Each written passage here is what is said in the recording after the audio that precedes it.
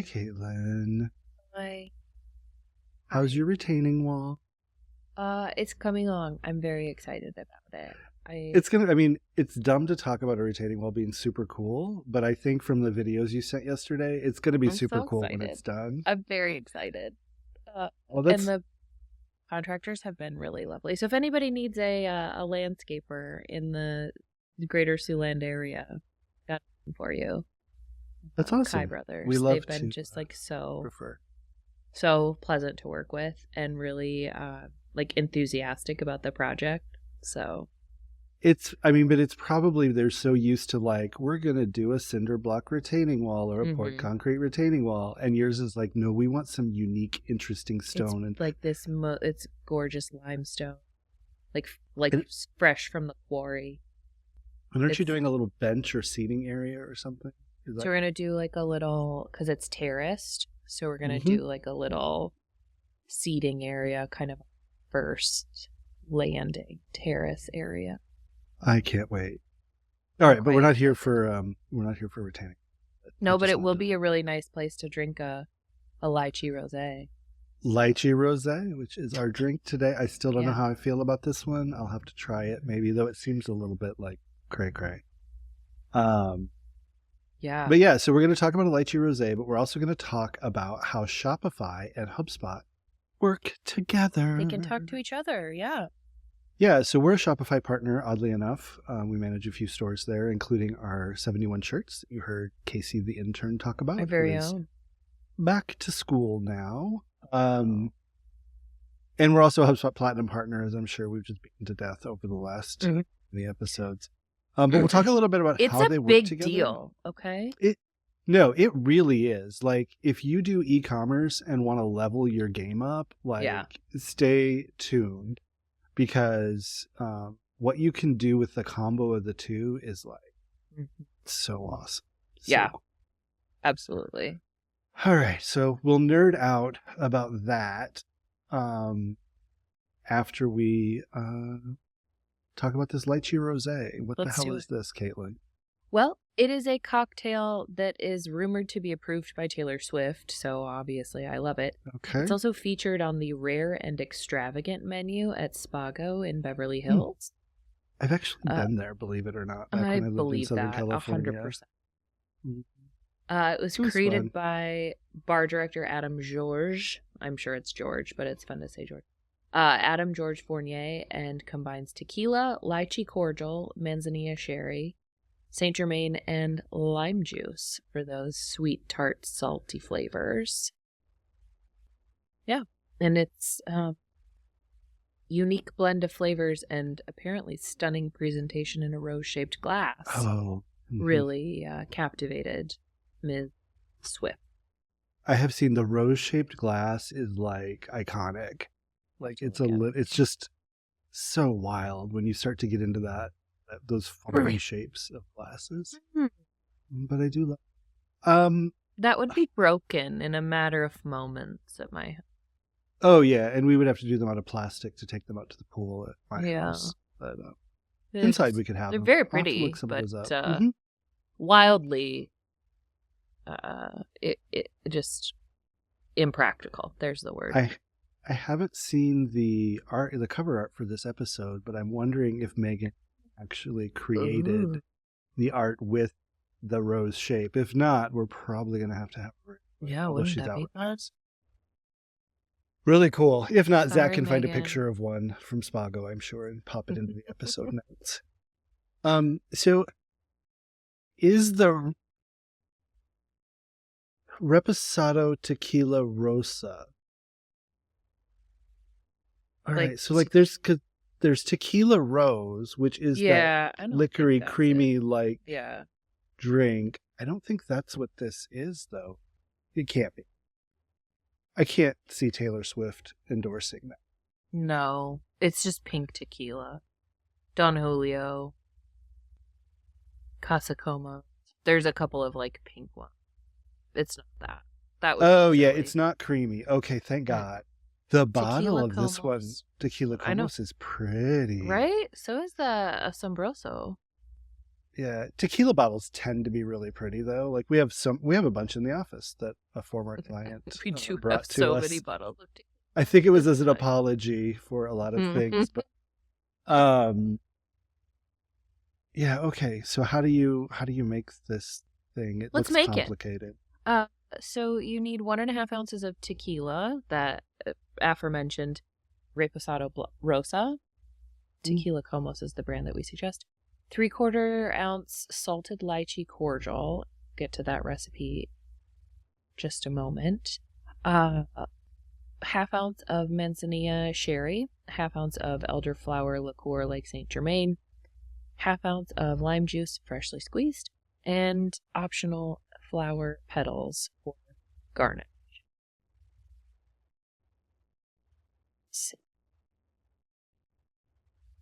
So for the lychee cordial, you're going to combine 3 3/4 cups lychee puree. This is preferably perfect puree. I don't know what a perfect puree is. I think 5 it's ounces? less chunky as a perfect puree. So it's like very thick puree. but smooth. Okay. 5 ounces of Giffard lychee lee, 1 tablespoon of Malden sea salt, and a 1/4 teaspoon of citric acid in a high-speed blender. And then you blend on medium-high for 5 minutes, which helps with texture. And then that citric acid is going to allow you to store it in the fridge for up to 3 weeks. I like that idea. So there, right? So you can make a bunch of it and then just have like one of these drinks and then have like one every few days. Or have 6 in one night, whatever. So to make the drink, you're going to add the tequila, the lychee cordial, manzanilla sherry, elderflower liqueur, and lime juice into a shaker with ice and shake until well chilled. Strain that into your preferred cocktail glass and then garnish optionally with flower petals. Easy peasy. So when I read manzanilla sherry, I read manzilla sherry, which is, I think, a completely different thing. I don't even know what that would be. Like manzilla sherry? I don't know. Yeah, I just read it wrong.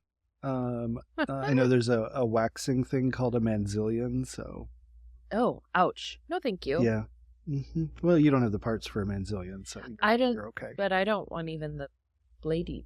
No, thanks. Thank you so much. Fair enough. But yeah, but that is not what this is. So manzanilla sherry, which is interesting. So I would have to go buy the manzanilla sherry. We'd have to get all the stuff for the lychee cordial. Okay. And this tequila. We have elderflower liqueur, though. We have lime juice at home.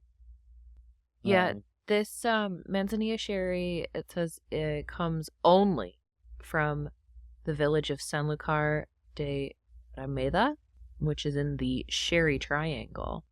So it's like the champagne of sherry. Oh, okay. Or the bourbon of sherry. Yes. Because bourbon only comes from Kentucky, right? That's correct. However, you can get whiskey and scotch from other places. Bourbon has to be corn mash. It can come from other places. Can it? Okay. Well, I thought I knew something about brown liquor, but I should just stick with my clears and pinks and greens and things. So I do like that this is pretty. We may have to go in together on to stock the bar for this, because I don't think you guys it seems like a lot. To be called bourbon, it must be at least 51% corn and aged for a minimum of 2 years. New charred oak barrels. Okay. So it's not geographic. It is the recipe and aging process. Okay, so I can make bourbon in Chile or something if I wanted. Please also let us alert my husband that I retained some bourbon knowledge. He's actually actively picking out a barrel today as we speak. So just the full barrel or just an empty barrel to okay. Got no, it. like a barrel pick for the local establishment. They do special barrel picks, and then they bottle them and sell them at one of the local stores here. And so he gets to go he got to go on a little whiskey sojourn. So he's probably tasting a bit of whiskey this yeah, or a lot. They ate at this cute ass Cuban place last night. He sent me a picture of the and just looking at it, I was like, I need that. So. Well, with Empanada Dreams, it's probably time for a little break, and then we can talk Shopify, e-commerce, HubSpot, marketing. A little e-commerce empanada coming right up.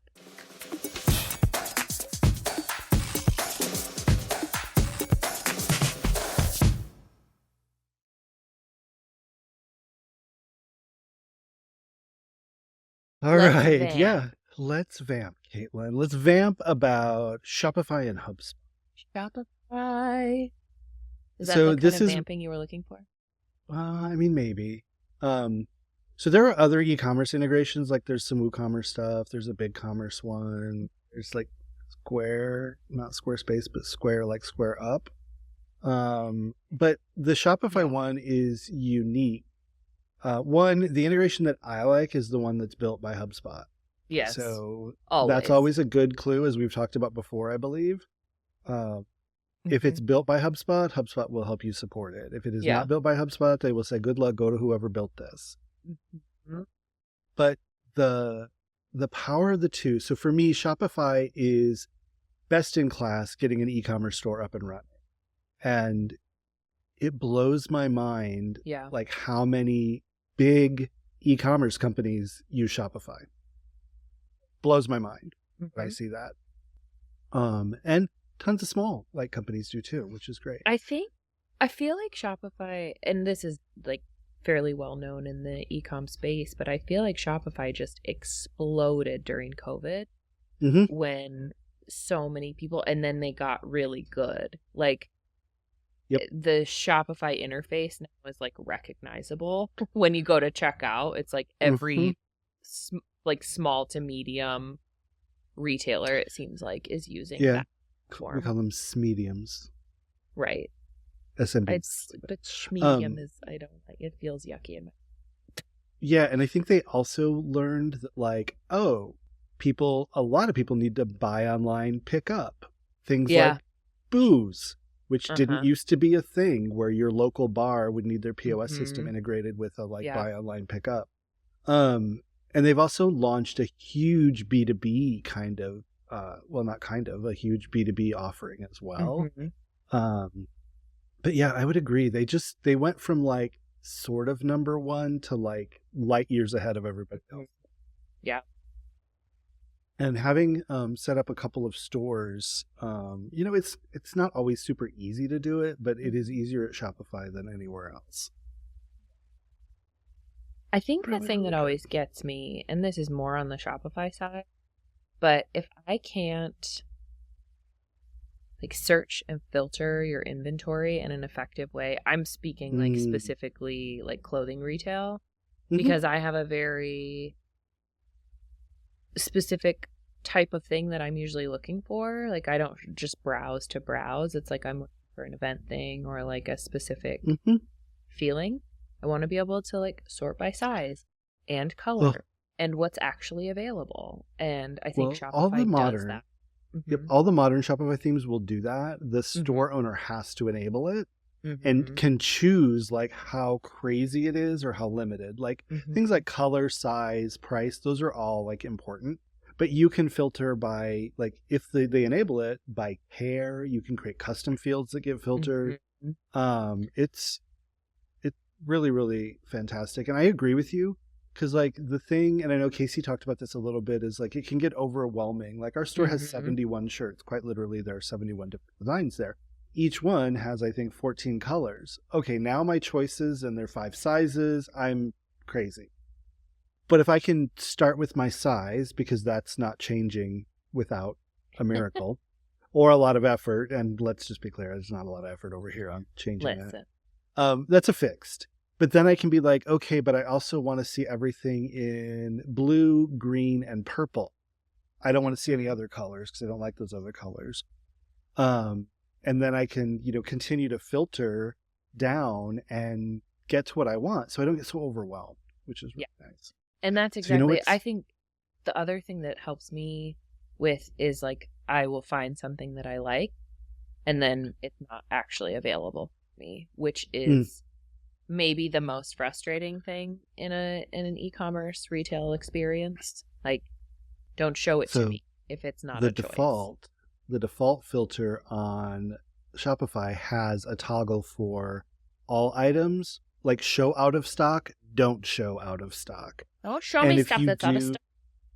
Well, and what gets me is I get it when things are running out, and I've had this with a retail friend of mine, like there's only like smalls and extra larges left because most people are medium or large, just the way it is with men's clothing. And so if you filter by size, anything that's not in your size is like, zoop, gone, which is really nice. So you know what's great about the Shopify integration with HubSpot though?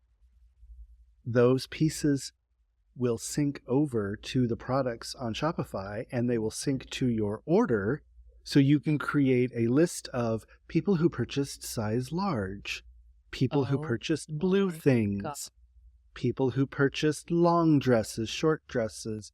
I'm in the market for a muumuu. I feel like that's going to be super comfortable. I just haven't gone there yet, but I'll bet there's a Shopify store for like gay muumuus. I'll bet there is. Could we?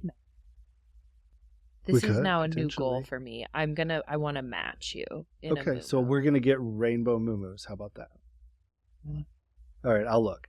I bet it's I'm out already there, and looking. I bet it's on Can you not hear the keyboard? I can clacking? Hear you clicking, yeah. So that's what's really exciting about that, because then, and this is where I think the integration gets good. So first of all, setting it up is dirt easy. You can read about that. It's super easy. It's click, click, click. It will take some time. Just like I sometimes want to caution people, like just because something is easy does not mean that it will be fast. So like it's simple, but you will need to dedicate some time to it to make sure that it's done well. Yep. And ideally, you need to be a super admin in HubSpot. That's going to be the easiest, or at the very least have completely open app integration permissions. Yes. Which your super admin can do for you. And then on the Shopify side, you don't have to be the primary owner of the store, but I believe you have to be a owner of the store. So like for our clients, we're a sub owner. They're the like primary owner, and we're like sub of that. But you can integrate like all the thing, even a basic store at $29 a month on Shopify, you can integrate, and the integration's free on HubSpot's site. You don't pay anything. Pay for HubSpot, pay for Shopify. Integrate. That capacity to not have to pay for additional like data integration with HubSpot is really exceptional. Yep. So many levels outside of just Shopify. I think the other thing that's really beneficial in terms of the integration, when you talk about the data that you can pull over from Shopify into HubSpot to start marketing, that is easily the most challenging part of running a business and marketing and using your data is making all of that actionable. And so the fact that it's just, a one-click connect that's set up, and all of your email, product preferences, shipping address, all of that stuff is seamless, and you have a single source of truth instead of fragmented, siloed data, which is frustrating for everyone. Not good. Well, and it's frustrating for your customers too, because it's like, all of this about me. Why aren't you using the things that you know about me? Well, it's also good for your business, because if you send me things that I want, like information that I want and products that I want, I'm going to buy those more than you're sending me a bunch of stuff I don't want. If I hate green, stop sending me green stuff. Right. So I think a couple of things in there. So one of the things is, all that data comes over. One caveat to that free is if you have custom fields that you want to bring over, you have to have HubSpot Operations Hub. So custom fields, all the standard fields will come over. And honestly, when you turn that integration on, it creates all of them for you. So you don't have to manually create anything. It adds the HubSpot tracking code to your Shopify site. It knows where the cart is. It knows where the checkout page is and the thank you page, all that stuff. They're just singing a beautiful harmony. Whoever wrote this thing, it's amazing. I should find them at Inbound and chat with them and just buy them a drink. We'd like to give you a high five. But what's nice about HubSpot Operations Hub is you can do custom fields with Starter, right? Which is cheap. A few $100 a year, I think, at max, if that. For a single user, it's $15 a month. Right. So it's $180 a year. Yeah, for one user. With Pro, you can do more. Pro costs more, but, et cetera. And you can have Marketing Pro and Operations Hub Starter. Like you can, that's not a huge deal. Yeah. So that's something to just, consider. You can also, so you can sync it with the starter suites in HubSpot. However, you won't have a lot of the marketing automation features. You won't have the workflows. You'll miss a lot. So you really do need Marketing Pro or Enterprise if you're going to do this. So the other thing that got me with this was it creates all these new things that you're like, oh my God, there's a new orders area that isn't your deals. It used to create a deal pipeline for you. No more. It does not get mixed in with your B2B deals. Yeah. So our shirts, our 71 shirt stuff can come into our main HubSpot hub, and it goes into a completely different area for orders than our deals. So it's not a deal pipeline anymore. It's truly orders, which is really neat. That's awesome. So that comes in, you get a product module shows up for landing pages and emails. Yeah. If your products are syncing back and forth, it'll pull the image URL in and show the image.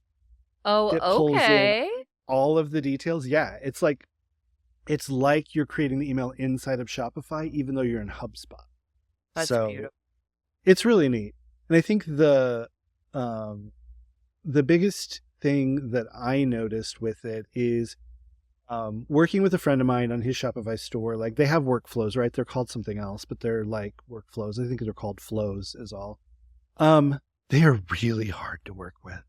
So one, they build horizontally, which is not where my brain goes with a workflow. I'm so used to the vertical branching workflow. Yeah. But they go left to right, so you're scrolling a lot. But the way they use their more back-end coded language for what you're looking for. So it's like order dot,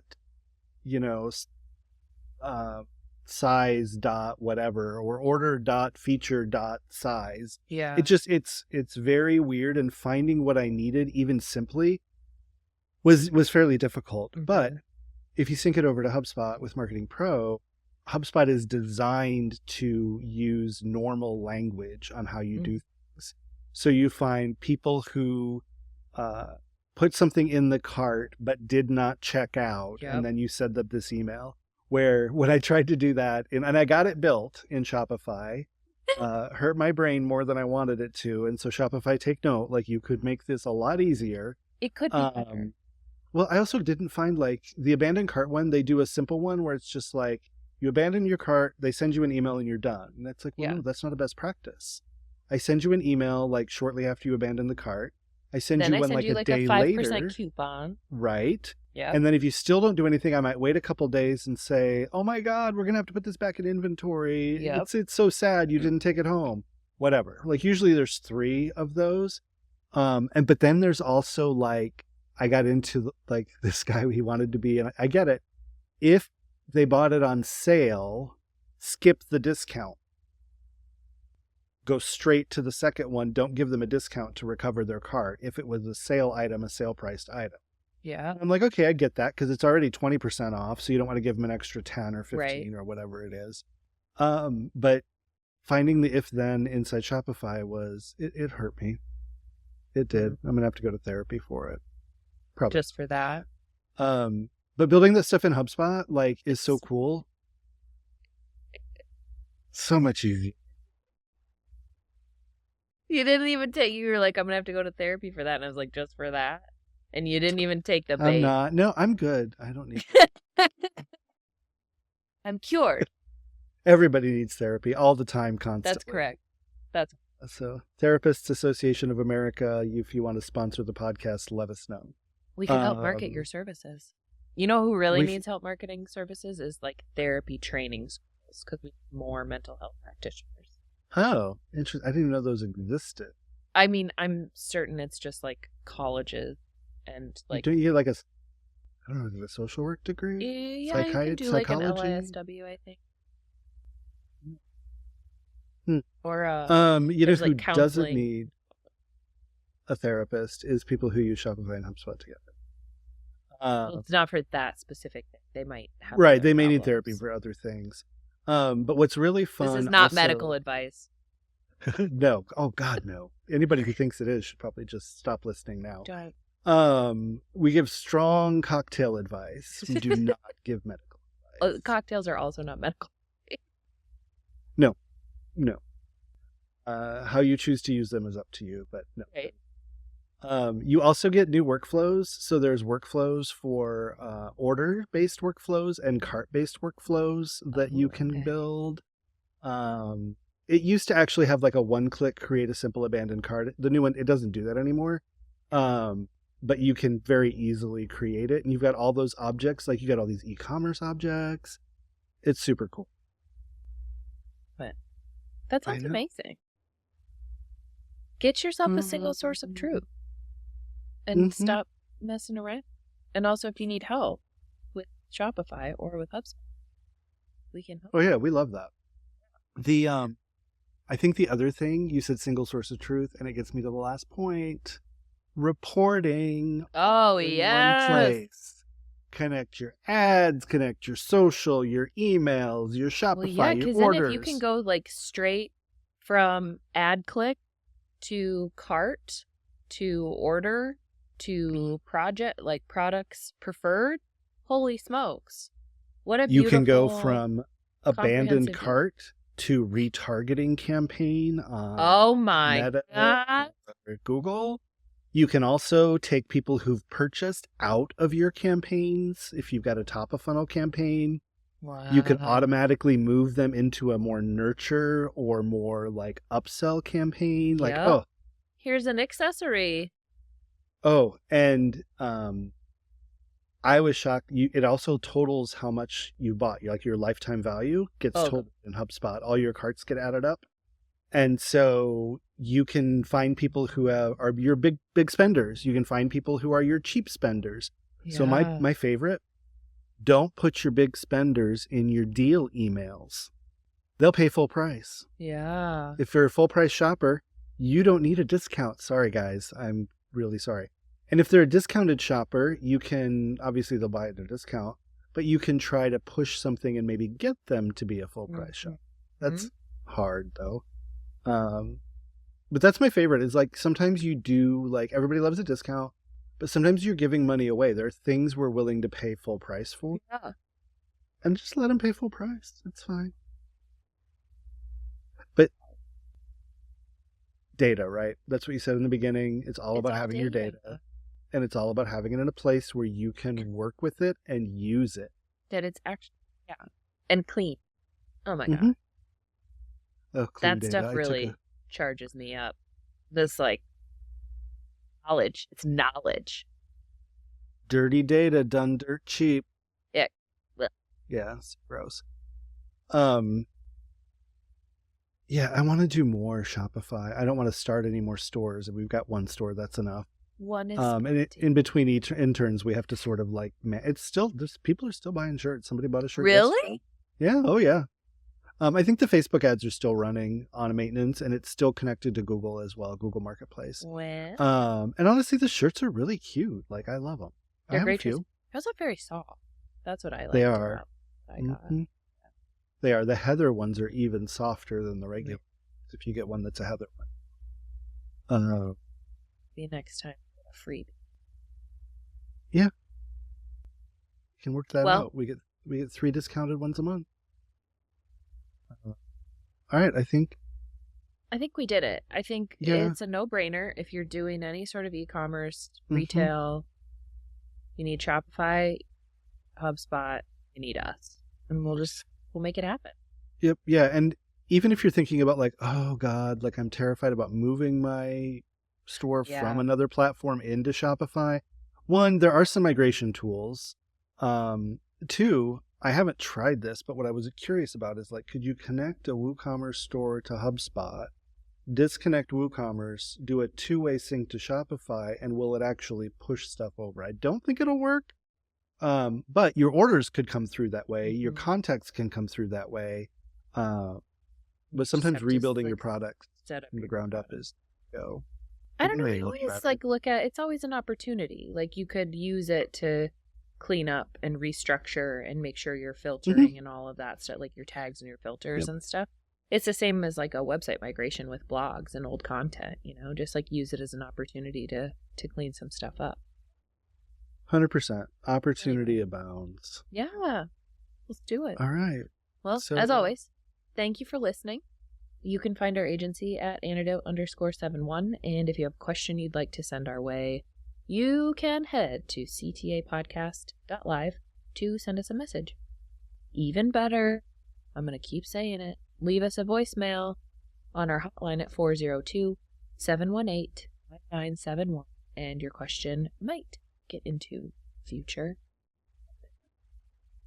And speaking of future episodes, we've got one coming up. It is our intern view part 2 with Casey, as we talked about. And that one will be, it's always hard. I have to think.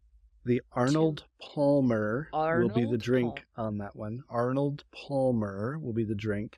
We'll also tell you how to booze up your Arnold Palmer. See, I just I'd step on my own tongue trying to say that. I don't know why. Arnold Palmer.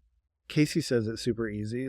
He's like, yeah, it's not hard to say. But so that'll be coming up in a couple weeks. And we'll also have Inbound coming up here soon. And some episodes before and after that. Can't wait. I'm very excited to eat in Little Italy. That's all I care about. That's all you care about? But I need to go back and have that mushroom pasta again. We need to figure out the night we want to do that and make a reservation because that stuff will fill up fast. Oh no, it was like we walked in. It was the cutest little place. We can talk about it. Sounds good. I love a good pasta. Yeah. The bread was see you next time. Okay, bye. I'm going to be dreaming about bread.